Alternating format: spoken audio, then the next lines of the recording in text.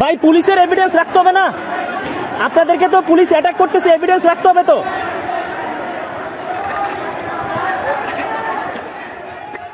আসসালামু আলাইকুম, আশা করি আপনি ভালো আছেন এবং সুস্থ আছেন। আল্লাহর কাছে অশেষ কৃতজ্ঞতা জানিয়ে আজকের ভিডিওটা শুরু করতেছি। ভিডিওটা করার আগে আমি আসলে স্ক্রিপ্ট করে নেই নাই, যার কারণে এই ভিডিওটা র্যান্ডম একটা ভিডিও হবে। আমি আসলে স্টিল জানি না আমি কিভাবে ভিডিওটা আগায় নিয়ে যাব, তবে এই ভিডিওর মূল যে বিষয়টা সেটা হচ্ছে জুলাই মাসের 16-17 তারিখ থেকে অগাস্ট মাসের 5 তারিখ পর্যন্ত যা চোখের সামনে দেখছি, একজন ফ্রিল্যান্সার হিসেবে এবং এর পাশাপাশি একজন জার্নালিস্ট হিসেবে সব কিছু সবার সাথে একটু শেয়ার করব আর কি। শারীরিকভাবে এবং মানসিকভাবে আমি খুব বেশি একটা ব্যাকওয়ার্ড সিচুয়েশনে আছি, কারণটা একটু পরে জানতে পারবেন। তো ফ্রিল্যান্সার হিসেবে যদি বলি, যখন ইন্টারনেট ব্ল্যাকআউট হয়ে গেছে ওই সময়টায় না একটা ফিল হইছে, রিয়েলাইজ করতে পারলাম যে আসলে আমাদের দেশে ফ্রিল্যান্সারদের বাপমা নাই। পেশাগতভাবে যে ক্ষতি আমাদের হইছে, টাকার ক্ষতি তো আসলে হইছেই, এর পাশাপাশি সবচেয়ে বড় যে ক্ষতি হয়েছে সেটা হচ্ছে গ্লোবাল মার্কেটে আমাদের ট্রাস্ট ইস্যু অ্যারাইজ করছে। বলবো, সব কিছুই বলবো। তার আগে একটু রিকল করি, আমি একজন আইটি প্রফেশনাল। এইটার পাশাপাশি আমি বিগত 4 বছর ধরে বাংলাদেশের একটা দৈনিক জাতীয় পত্রিকায় উপসম্পাদক হিসেবে দায়িত্ব পালন করতেছি।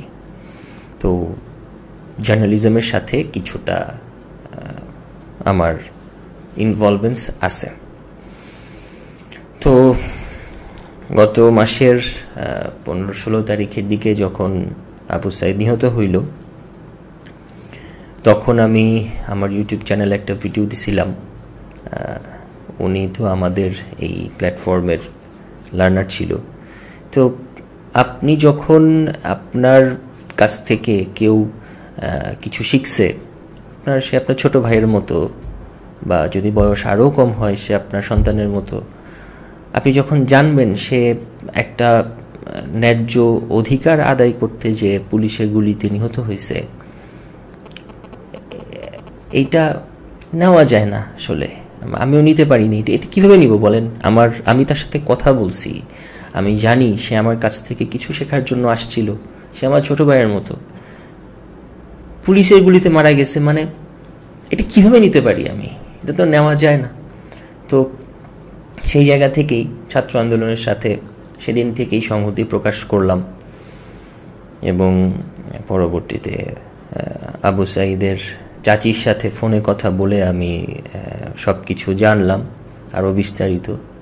যাই হোক, তো 18 তারিখ, জুলাইয়ের মাসের 18 তারিখে আমি ডিসিশন নিলাম যে ছাত্রদের সাথে সংহতি প্রকাশ করে আমি তাদের সাথে মুভমেন্টে যাব।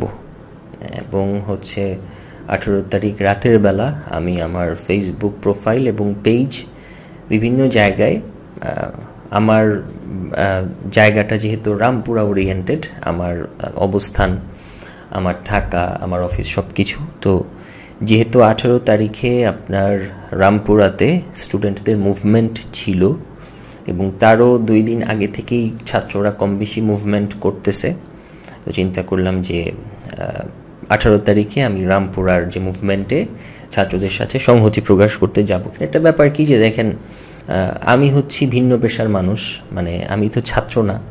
আন্দোলনটা ছিল ছাত্রদের আন্দোলন, সেখান থেকেই তো শুরু, তারপর তো একতফা। তো আমার আবু সাঈদ যদি নিহত না হইতো, হয়তো বা এত আর্লি আমি এই আন্দোলনের সশরীরে বা প্রত্যক্ষভাবে উপস্থিত থাকতাম না। কেন কথাটা বললাম? বিকজ অফ গত 3-4 দিন ধরে আমাকে অনেকে মেসেজ করতেছে, বলতেছে যে আমার কি দরকার ছিল এতটা ইনভলভ থাকার ছাত্র আন্দোলনে।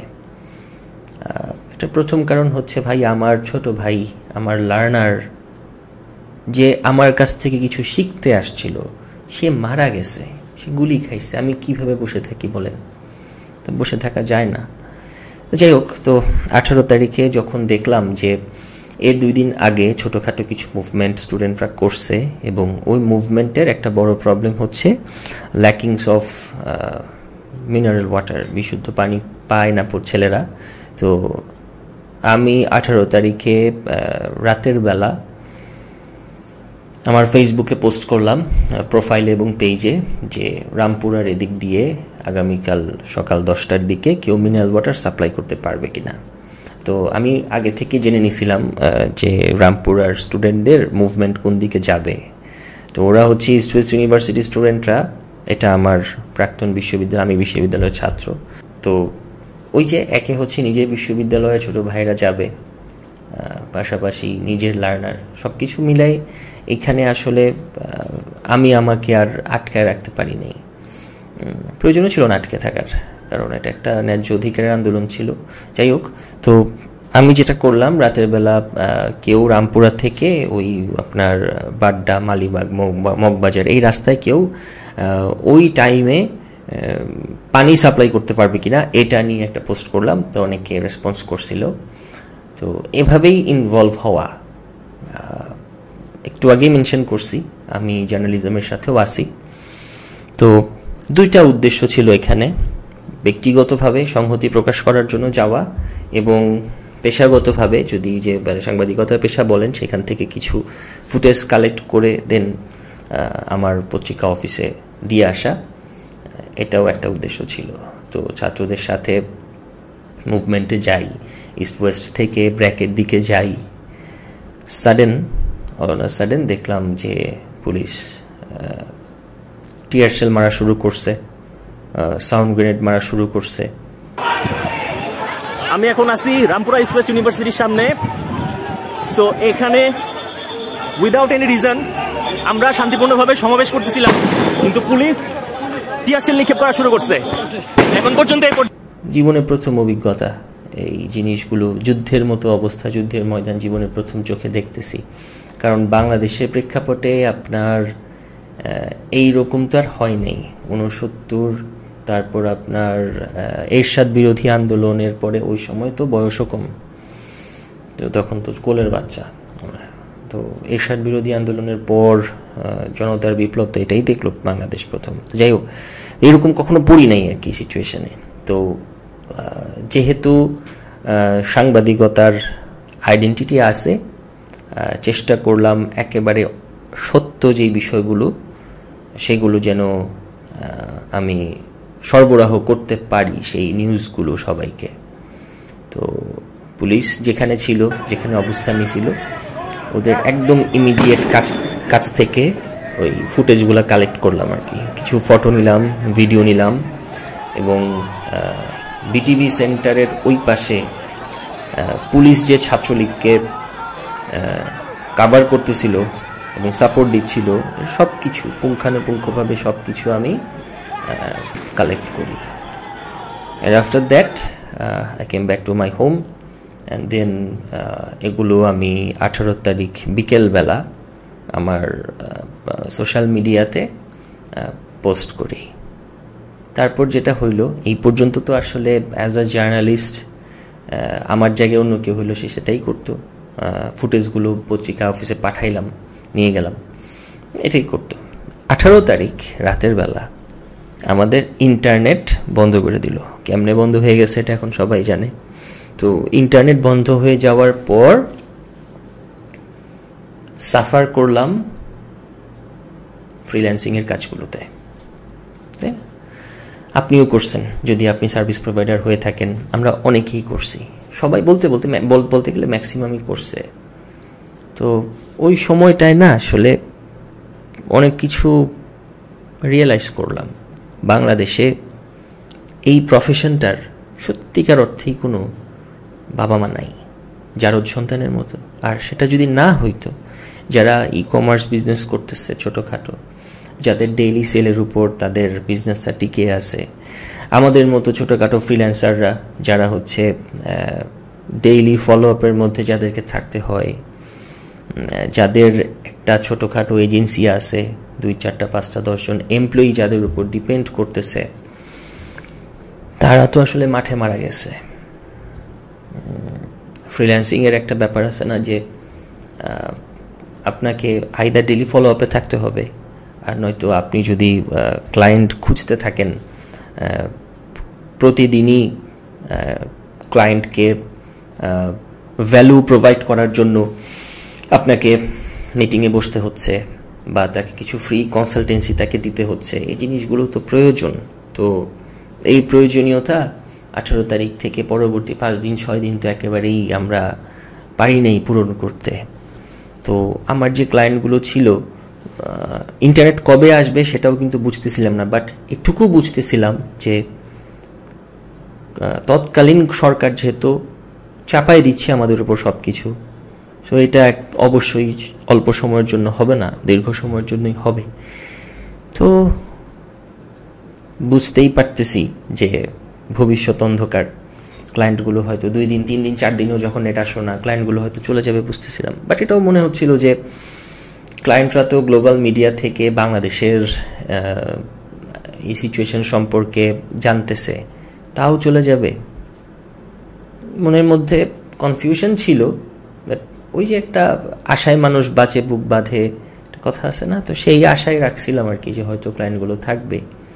কিন্তু নেট যখন আসলো, ইন্টারনেট যখন পরিস্থিতি স্বাভাবিক, কিছুটা স্বাভাবিক না, যখন কিনা আপনার ভিপিএন দিয়ে যখন আমরা ইন্টারনেট চালাইলাম, তো আমার সে 75% ক্লায়েন্টই চলে গেছে। ই কমার্সের ক্লায়েন্ট ছিল চলে গেছে, লোকাল এসিও ক্লায়েন্ট ছিল, ওনারা চলে গেছে। তো তাদের জায়গা থেকে তাদের কথাগুলো যুক্তিসঙ্গত যে আমার একার জন্য সে তো তার বিজনেসের ক্ষতি করতে পারে না। মোস্ট ইম্পর্টেন্টলি ক্লায়েন্টরা কিন্তু আসলে যখন আমাদের কোনো পার্সোনাল ইস্যু অ্যারাইজ করে, আমরা তাদেরকে জানাইতে পারি যে আমার মেডিকেল ইস্যু আছে বা আমার একটা অকেশন আছে, আমি আগামী 2-3 দিন অ্যাভেলেবল থাকবো না। 7 দিন আগে 10 দিন আগে এই জিনিসটা জানানোর ফলে যেটা হয় যে ক্লায়েন্টরা ওদের কাজটাকে গুছাই নিয়ে আসতে পারে। তো এইবার আমাদের কি হয়েছে, আমরা তো আসলে কিছুই জানাইতে পারি নাই, একেবারে অল অন আ সাডেন আমরা ডিসকানেক্টেড হয়ে গেছি। সো ক্লায়েন্টদের কি করার আছে? হঠাৎ করে যখন একটা ক্লায়েন্ট দেখবে যে আমি যে কিনা তার বিজনেস মেনটেন করতাম, আমি নাই, 1 দিন নাই হইতে পারে, 2 দিন নাই হইতে পারে, 3 দিন নাই, তার বিজনেসের ক্ষতি কি সে আমার জন্য করবে? আমি যদি তার জায়গায় হইতাম আমিও করতাম না। তো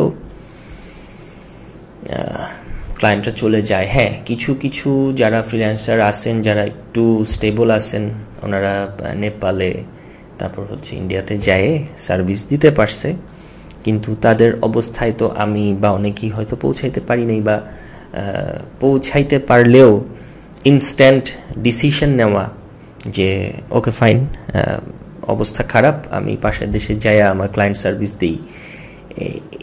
ভাই, বাংলাদেশের ইতিহাসে তো এই জিনিসটা হয় নাই, আমার জীবনের ইতিহাসেও এটা হয় নাই।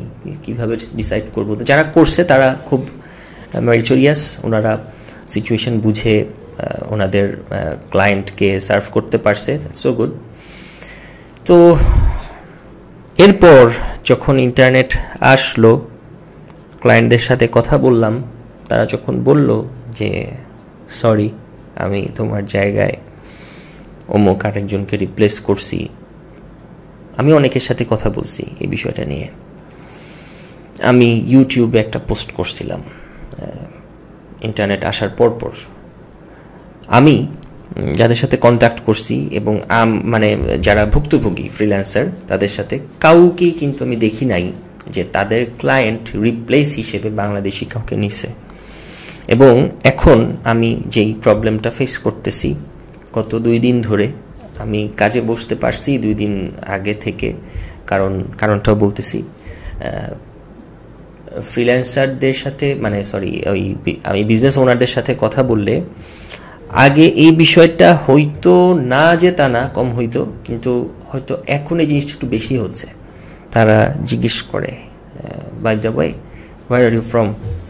তো তখন না বাংলাদেশ বলতে খুব ভয় লাগে, লিখতে খুব সংকোচ কাজ করে, যে বাংলাদেশের কথা শুনলে সে কাজটা দিবে না, হয়তো না দেওয়াটারই তো কথা। কারণ বিগত 1 মাসে যা হইল আমাদের উপর, যে ধরনের অন্যায়, অবিচার, অত্যাচার, স্বৈরাচার হয়েছে, দুনিয়ার মানুষ তো সেই খবর পাইছে। আরও একটা ব্যাপার, প্রথম দফা যখন ইন্টারনেট বন্ধ করে দিয়ে কিছুটা সচল করলো, এরপর আমার কিছু ক্লায়েন্টকে পরবর্তীতে আবার মিটিং রিশিডিউল করলাম বসার জন্য অমুক ডেটে। সবচেয়ে দুঃখজনক বিষয় হচ্ছে, মিটিংয়ের জন্য যে ডেটটা শিডিউল করছিলাম সেই ডেটেও ইন্টারনেট ইন্টারাপ্টেড হয়েছে। তো একটা ক্লায়েন্টের তো সহ্যের সীমা থাকে, সে তো একটা ব্যবসায়ী, তার তো একটা সহ্যের সীমা থাকবে। সে কত সহ্য করবে? সে এই রকম ভাঙাচোরা ইনফ্রাস্ট্রাকচারের থেকে তার বিজনেসের ক্ষতি করবে, এটা তো হয় না, এটা যৌক্তিকভাবেই আসে না। তো প্রথমবার বিচ্ছিন্ন হয়ে গেলাম উইদাউট এনি নোটিস। দ্বিতীয়বার কমিটমেন্ট দিলাম তোমার সাথে ইয়েতে বসবো, মিটিংয়ে বসবো, হইল না সেটাও। আলটিমেট রেজাল্ট কি? They just went away. Client এখন আসেই আমার কাছে 2টা, যেখানে আমার ক্লায়েন্ট, পার্মানেন্ট ক্লায়েন্ট ছিল 7টার মতো।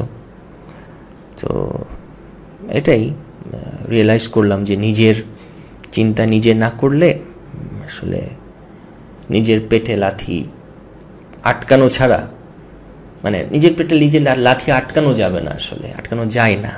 আর এই প্রফেশনটা তো অনেক অ্যাডভেঞ্চারাস প্রফেশন, অনেক সাসপেনশন আছে। আমরা বাংলাদেশিরা অনেক কষ্ট করে গ্লোবাল মার্কেটে সার্ভিস দেই, আমাদের একটা ভালো পেমেন্ট গেটওয়ে নাই, ছিল না এতদিন। এখন নতুন ইনফ্রাস্ট্রাকচার তৈরি হচ্ছে, জানি না, আশা করি হবে, জানি না হবে কিনা। নেটিভ ইংলিশ স্পিকারদের মতো আমরা ইংরেজি বলতে পারি না, এটা আমাদের একটা সীমাবদ্ধতা, এবং আমরা সেটা হয়তো পারবো না কখনো, কারণ আমাদের মাদার টাং, আমাদের নেটিভ ল্যাঙ্গুয়েজ বেঙ্গলি। ওদের মতো, ওদের নেটিভ স্পিকারদের মতো বলাটা আমরা চেষ্টা করলেও ওদের মতো পারবো না, যদিও সেটার খুব বেশি প্রয়োজন নাই। তবে অ্যাটলিস্ট একটা ইংলিশ কমিউনিকেশন স্কিলের তো স্ট্যান্ডার্ড থাকতে হয়। তো এটাও আমাদের একটা সীমাবদ্ধতা। আর ইন্টারনেট স্পিডের কথা তো নাই বললাম। সব কিছু মিলাই আমরা অনেক কষ্ট করে ফ্রিল্যান্সিং করি। মুগ্ধ ফ্রিল্যান্সিং করতো। এই ছেলেটা বাংলাদেশে প্রায় 50-60,000 USD নিয়ে আসছে। If I am not wrong, আমি দেখছিলাম এরকমই $50,000-60,000 মতো। বাংলাদেশকে ফরেন কারেন্সি, ফরেন রেমিটেন্স দিছে, বিনিময়ে বাংলাদেশ তাকে একটা বুলেট দিছে, তার ফ্যামিলিকে তার লাশটা উপহার দিছে। এই তো।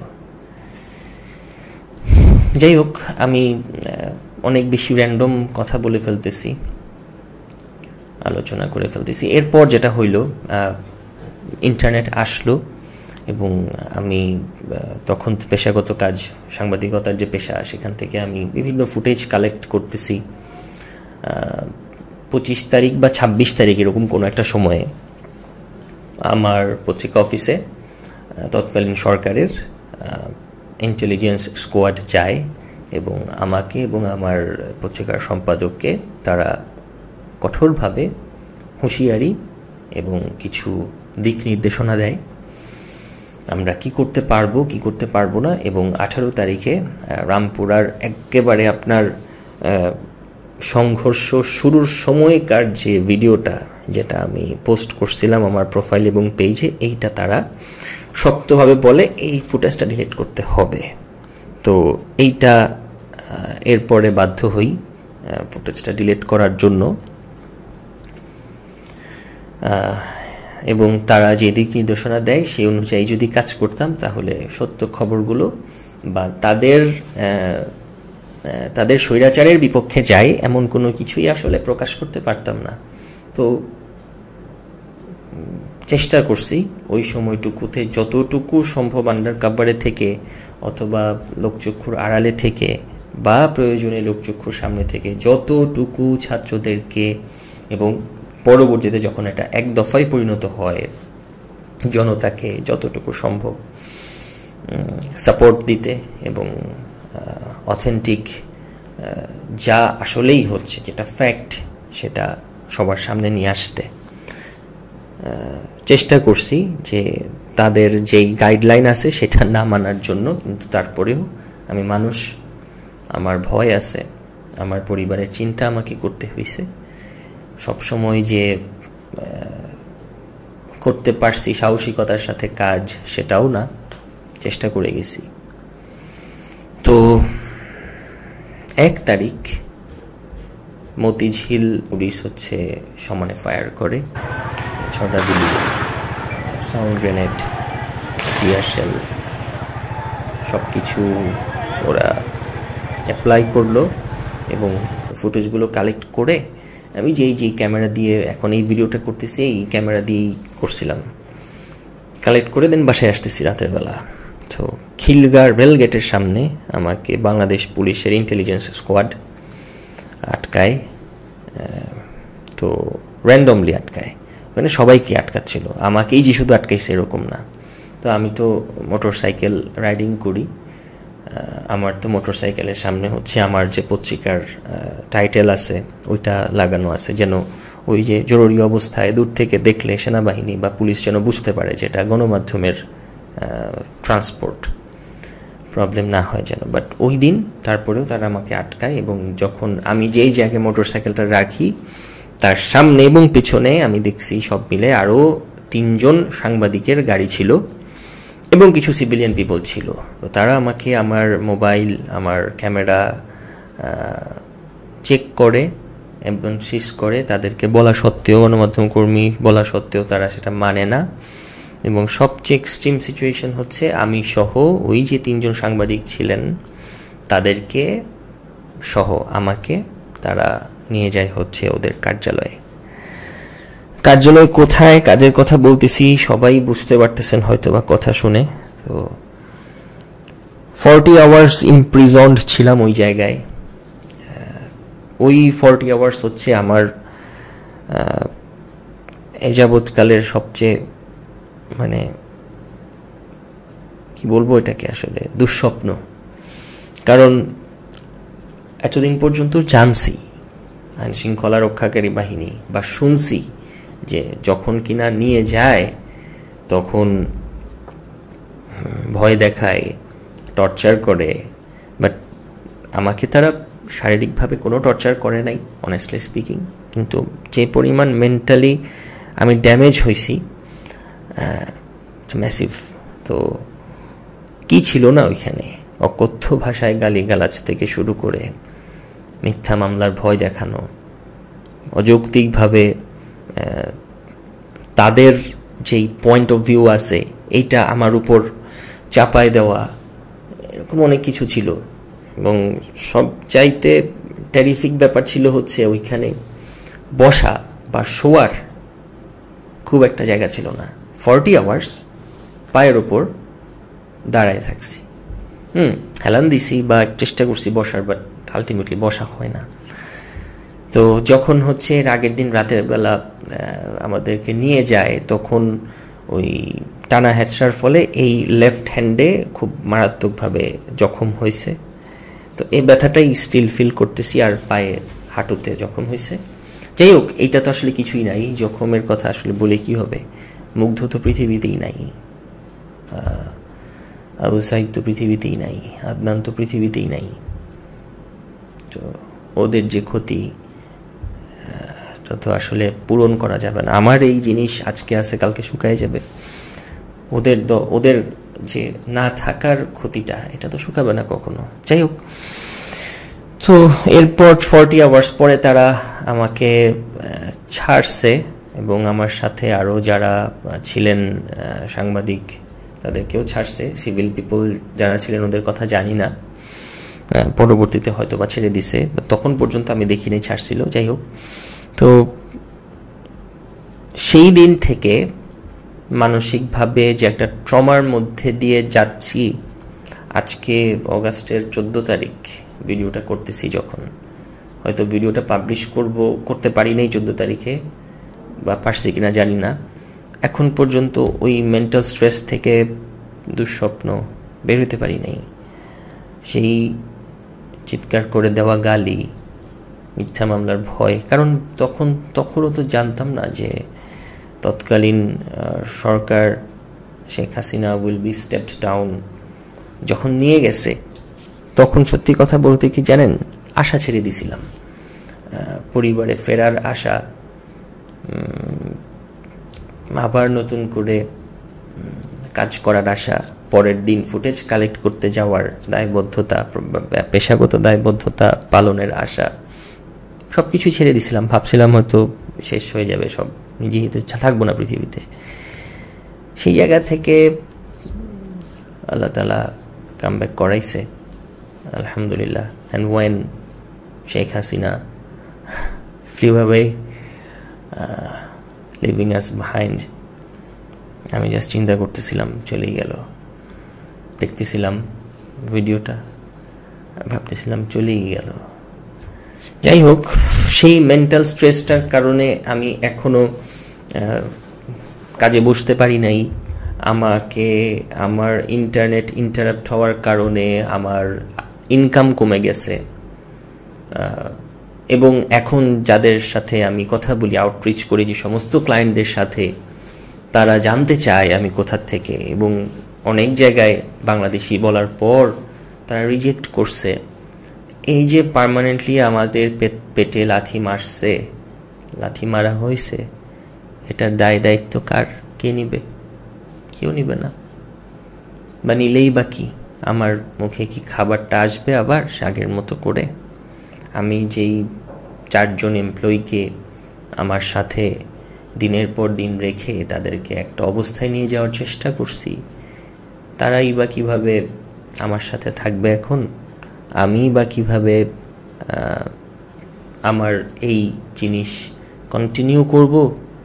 এইসব প্রশ্নের উত্তর আমাদেরকেই খুঁজে বের করতে হবে, কেউ দিয়ে দিবে না। এই জন্যই শুরুতে বললাম ভাই যে এই প্রফেশনটা আসলে বাপ মা ছাড়া প্রফেশন, এখানে নিজেকেই স্বয়ংসম্পূর্ণ হইতে হবে, নো অল্টারনেটিভ অ্যাট অল। আর বিগত সরকারের আমলে আমরা সেই ধরনের কোনো সুযোগ সুবিধা পাই নাই। এখন সুযোগ সুবিধা আসলে পাবো সেটা চিন্তা করতেও ভয় হয়, আশঙ্কা হয়, তবুও করতে পারি, কারণ সব কিছুই নতুন করে শুরু হয়েছে। আমাদের গভর্নমেন্টও নতুন, তো এই গভর্নমেন্টের কাছ থেকে আমরা সেটা এক্সপেক্ট করতেই পারি। যাই হোক, অনেক র্যান্ডম কথা বলে ফেলছি। আর আপনাদেরও অবস্থা কার কেমন, এই ভিডিওটা দেখার পরে যদি মনে হয় সময় করে লিখতে চান, ভিডিওটার কমেন্টে জানাইতে পারেন। কমিউনিটিটা তো আসলে আমরা সবাই বিলং করতেছি এই ফ্রিল্যান্সিং কমিউনিটিতে, তো কমিউনিটি যদি স্ট্রং হয় একটা উপকার আমাদের সবারই হবে। যে কোনো বিপদে বা যে কোনো ক্রিটিক্যাল সিচুয়েশনে তো আমরা অনেকের পাশে দাঁড়াইতে পারবো, যেটা এতদিন হয় নাই। হয়তো বা রাষ্ট্রের বা জাতির নতুন শুরুর সময় আমাদের ফ্রিল্যান্সিং কমিউনিটিতেও হয়তো নতুন একটা শুরু আমরা করতে পারবো। As a family, doctor Mohammad Yunus sir যেই কথাটা বলতেছেন যে একটা পরিবার হিসেবে পুরো দেশটাকে রিফর্ম করতে চাই উনি। আমাদের যে কোনো সেক্টরেই তো, আপনি ফ্রিল্যান্সিং প্ল্যাটফর্মেও তো আমরা একটা ফ্যামিলি। তো এই আর কি, আর তো তেমন কিছু বলার নাই। ভালো থাকবেন সবাই। ভিডিওটা আননেসেসারিলি হয়তো অনেক বড় করে ফেলছি, মনে অনেক কথা ছিল। আমার যারা কারেন্ট প্রিভিয়াস ব্যাচের স্টুডেন্ট যারা, তাদের ক্লাস বাকি আছে, তাদের ক্লাসগুলো করানোর জন্য এখনও বসতে পারি নাই, শারীরিক মানসিক অবস্থা খারাপ দেখে। আমার যারা বিজনেসের শেয়ার হোল্ডার এবং স্টেক হোল্ডার, তাদেরকে এখন পর্যন্ত আমি ইনফর্ম করতে পারি নাই, তাদের সাথে কথা বলে সবার সাথে করতে পারি নাই। এই দায় কেউ নিবে না, এই প্রশ্নের উত্তরও কেউ দিয়ে দিবে না। আমার ফ্যামিলি একদিন না খেয়ে থাকলে কেউ খাবারও এনে দেবে না, নিজেকেই করতে হবে। নিজের চিন্তাই করি, আর যদি আল্লাহ তাআলা সেরকম অ্যাবিলিটি দেয় 10 জনকে নিয়ে ভাবার, সেটাই ভাবা উচিত। আসসালামু আলাইকুম।